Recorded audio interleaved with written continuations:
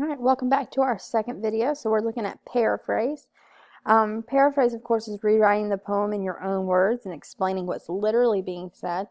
I like to think about it more as summarizing the stanza. So it's really you pulling out what is this stanza telling me is the easiest way to think about paraphrasing. So there's a couple of questions to kind of frame your mindset before you do it. So what is the poet saying throughout the poem, and what is the poem mostly about from beginning to end? So see, this is a main idea question. What is it mostly about? So this is going to be a little bit more intensive in our video, so this one's going to be a little bit longer, but I'm going to show you all how I paraphrase. Okay, so I break it up by stanza. So in your TPCASTT document, you'll see these little pink boxes underneath each stanza. That's where you are welcome to paraphrase. And then, of course, there is a what is this poem mostly about question. That's where you just kind of put your big overarching main idea statement.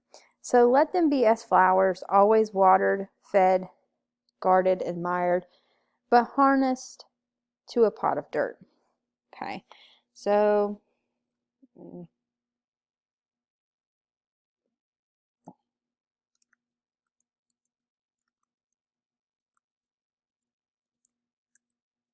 I would say flowers are watered and cared for, but are stuck where they are planted. And that's my gist of what I think he's saying. So notice I didn't go into more about what the speaker is actually speaking about. I'm looking at just how he talks about the flowers. So obviously we have the them, whoever the them is. And I might make a little note about it. But honestly, for paraphrasing, you don't need it. So I'd rather be a tall, ugly weed hanging on the cliffs like an eagle, wind wavering above high, jagged rocks. So I would say he wants to be a weed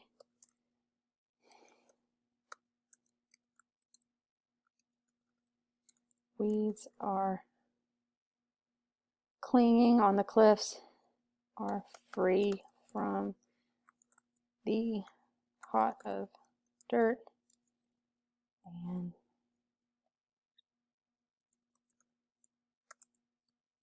so that's what I got from this. So he wants to be a weed. Weeds are free from the pot of dirt because obviously they're high on the cliffs and are left alone. That's what I got out of this.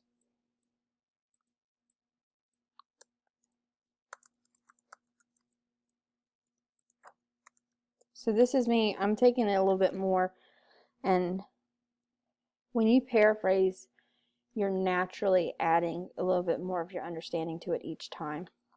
So that's what's cool, because you have to break down what you're seeing. To have broken through the surface of stone, to live, to feel exposed to the madness of the vast eternal sky, to be swayed to the breezes of the ancient sea, carrying my soul, my seed, beyond the mountains of time, into the abyss of the bizarre. So we're still talking about the weed. So the weed grows on the rocks, feels all the weather. That's what I'm getting from vast eternal sky. And the sweet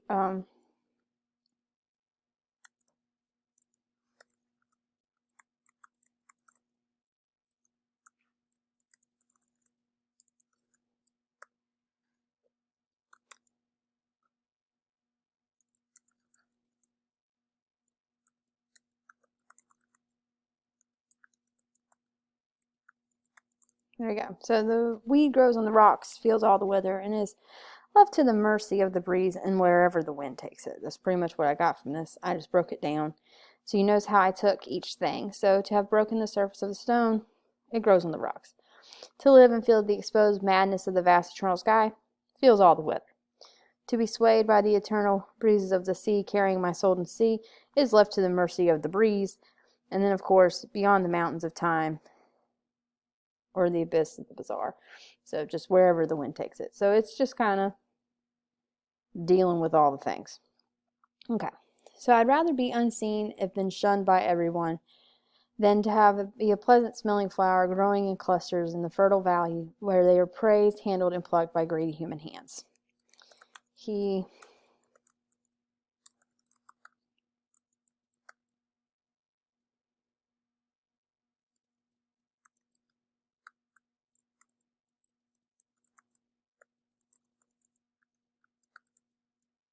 That's what I'm getting from this, and I'm chunking it real short on this one because he'd rather be left alone and not like have to deal with people.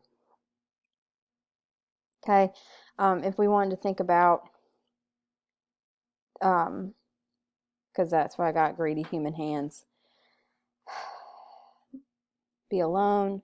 Again, he just doesn't want to be with the other.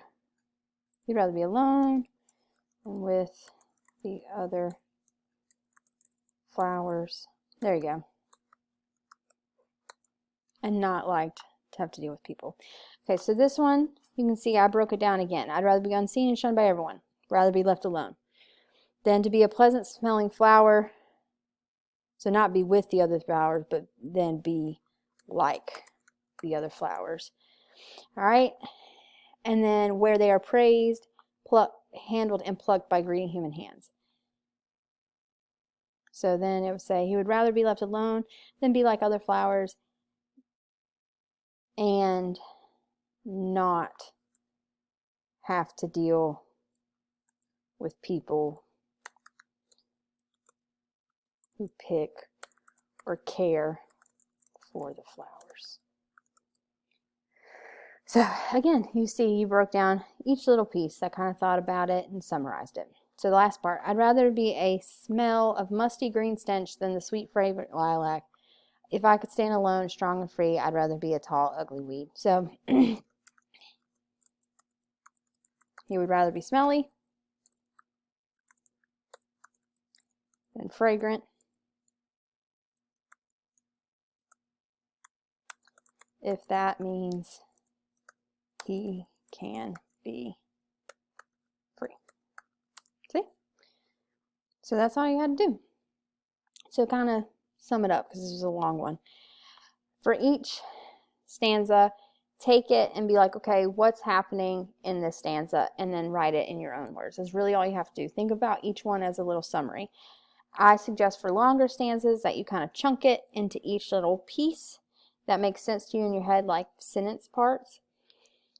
And then just write down exactly what's happening in your own words. So what is this poem mostly about? How weeds are free and flowers have to deal with people and each other. Boom.